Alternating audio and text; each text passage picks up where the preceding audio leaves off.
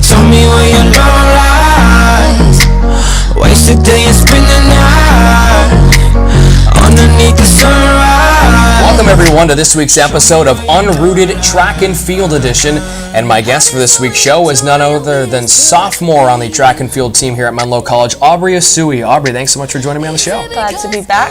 Yeah, you are a veteran of this show now. You are, I believe, the first runner of any kind, cross country or track and field, to make a second appearance on the show. You're rivaling head coach Dan Noel, who's been on the show twice. How does that feel? Great to be in front. Dan, look out, she's coming for you. Well, let's start by talking a little about yourself. Now, I've heard that you might not be the best video game player on this team, so I'm going to begin by asking, how good are you at playing video games? I'm decent. They just like to shoot shots at me about that. I just can't aim, so I can't kill people, but I can hide really well. Okay, so what kind of games are you playing that are involving killing fictitious individuals? Right now it's Fortnite. Of course. I should have guessed. Yeah, I'm getting better than when I started. What even is the objective of Fortnite? I feel like I'm behind the curve because I don't know how to play Fortnite, but what's the objective? What do you do? Basically it's like the Hunger Games, trying to be the last one standing, and that's kind of it. And so you're always the first one gone instead of the last one standing? Not now. In the beginning, yes, but now I get to top 20, and then I die. Top 20 out of how many? 25? No, usually it's about 90, 100 people. Oh, okay. So you're into the upper 80%. That's good. I'm getting better. That's definitely a big improvement. So I'm sure you've been spending a lot of time doing that when you probably should be doing other things. No, of course a good not. balance. Okay, good. As long as you're finding a balance and not spending 8 hours playing Fortnite a day.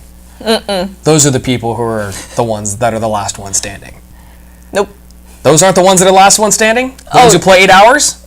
True, yeah, Those are the ones that are ranked nationally. Yep. I'm assuming. Shout out to the club esports team here at Menlo College. So I'm a bit confused now as to how some of your favorite sports teams are laid out, because you are a fan of the LA Lakers, the Seattle Seahawks, and the San Francisco Giants. How can you have so many different geographical regions represented, and they all seem to hate each other? Yeah.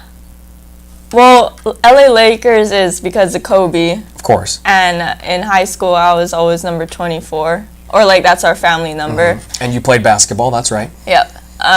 Seattle Seahawks, I remember I went to one of their games, and it was just such a great atmosphere, and I loved the idea of the 12th man. Mm-hmm. So I kind of fell in love with that. And then San Francisco Giants, I don't know, I just like their team. My dad and sister like that team too, so I kind of grew up into the family a little bit in that sense. Okay. So I guess it does make sense, even though it still is pretty confusing that you can have so many regions that don't like each other. Well, when you're from Hawaii, you can choose anywhere. That is true. I know a decent amount of people from Hawaii who I believe are Seahawks fans, but then also Pittsburgh Steelers fans. Troy Polamalu for the Steelers. I've also heard that you really like Trader Joe's. What's so special about Trader Joe's? Well, there's two things. One are those caramel candies. It's just straight caramel. I love caramel. Okay. And then the second one are these Dunkers. It's oatmeal raisin cookies with icing on it. Horrible for my diet, but I just love it. I don't like oatmeal raisin at all. What? So I will pass on that. But the caramel I'm intrigued by. Yeah, it's in this tiny plastic box, and it's just individually wrapped caramel squares. You should have brought some in. Sorry. If you would have brought some of those in, we might have just been going all night with this interview. That would have been incredible. All right, let's talk about the team now a little bit. Last week, Menlo had 2 meets on the schedule, both hosted by Westmont College. You and Dorian Abarouet performed with a group of heptathletes. Was it fun to get down there early and participate in more events? Yes, actually, it was a pretty good GSAC preview because, especially for the new people that haven't performed there. So it was a good feel of the track again, and like it was good competition, so it kind of pushed us. So yeah, I guess it was fun. Not when you're doing bad, but it was fun to be down there again and like traveling with the team. So yeah. Well, you were still getting in the top 10 in events, so I wouldn't say you were doing bad. But who was doing really good was Shelly Sauls. She performed well over the weekend, a couple of top 5 finishes in races. What has her addition to the team been like this year? I really enjoy Shelly. She's very competitive, and I like that, but she's also super nice too. So it's like a good balance. She always we push each other in practice. I haven't been able to run with her a lot this season though, because I've been injured a lot, but she really pushes it.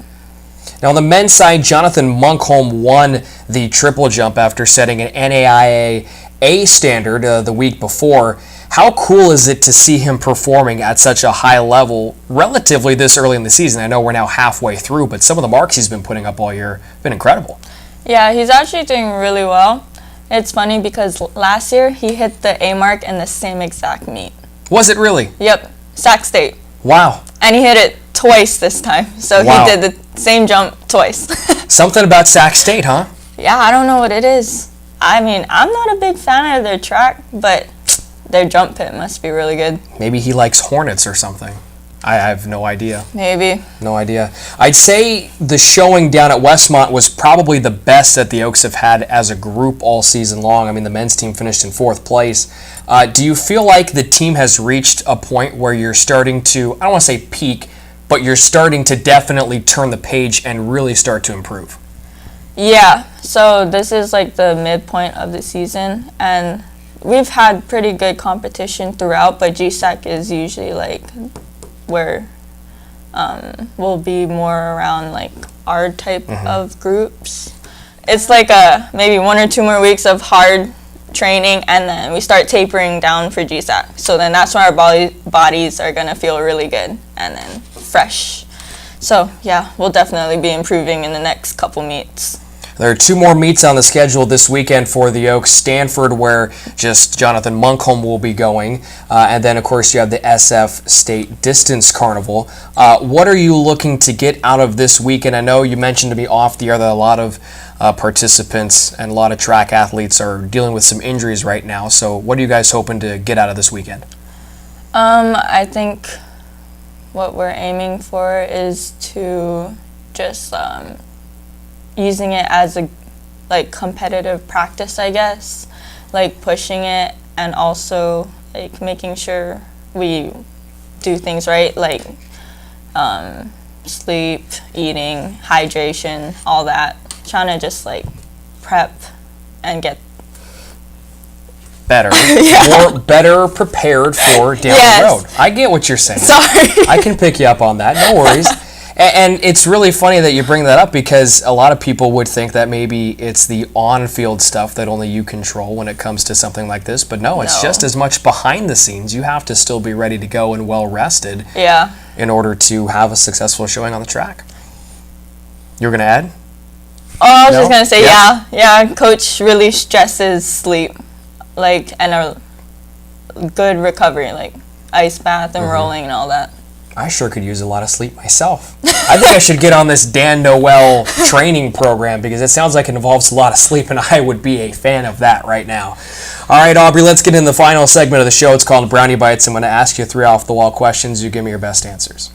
Question number 1. Which teammate is the most obsessed with video games, and perhaps a video game like Fortnite? I would say Joe Alvarez or Tommy. Doesn't surprise me you would say Joe, but do you want to explain why he might be obsessed? Well, every time I visit their hall, he's on Fortnite.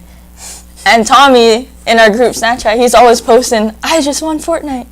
So. Yeah, I roomed with Joe my freshman year here, and I remember many a late-night Madden game being played between either the 2 of us or some hallmates, and Joey was very good. And I think he was very good because he just plays so often. Yeah, he's one of those people you were talking about in Fortnite that like are super good. Because he's playing all the time. Yep. Makes sense. Question number 2, which teammate is the least interested in professional sports? That's actually a hard one. Considering you're all athletes. Yeah.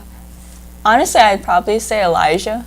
Really? Yeah. Like, he doesn't mind watching, but he doesn't really keep up with it as much as, like, Isaiah or, like, Joe.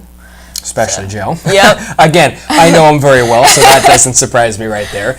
And then question number 3, if you had to pick one teammate to take to Trader Joe's, who are you going with and why? Probably Janae. Yeah. Why? She goes usually a lot too. So I figure we both like Trader Joe's and we're trying to eat healthier. So Now, have you ever gone with Janae to Trader Joe's before? no, because we're always on different schedules. So we never really get to go together. Get on the same schedule. Figure it out. It's not that hard. You guys Yeah. are teammates. Yeah, true. Got to make it happen. Janae, I'm telling you right now, Aubrie wants to go to Trader Joe's with you. Literally, the second you see this last part of the interview, get in a car. Do you drive? Does she drive? She drives. Okay. Get in your car, Janae. Take Aubrie with you, and you're going to go to Trader Joe's. You're going to get some of those caramel things, and you're going to bring them to Unrooted because I want some. And quite frankly, I want you to get them for me. Or you. Someone can get them for me. Okay. That'd be great. Next time. Next year's interview? Next year. Next year. Round 3 with Aubrie Usui coming up in 2019. Aubrie, thanks for joining me on the show. Thanks for having me. You're welcome, folks. The track and field teams are in action this weekend. Jonathan Munkholm will be participating in the Stanford Invitational that will run on Friday and Saturday, the 30th and 31st, right before Easter weekend. And then the rest of the Oaks will be at the San Francisco State Distance Carnival, all-day events also Friday the 30th and Saturday the 31st. We invite you to tune in to next week's episode of Unrooted Track and Field Edition when Aubrie Usui will select the next interviewee by me, Brian Brownfield, right here on the show. Until then, we'll see you next week. Take care, everybody. So baby, tell me where you're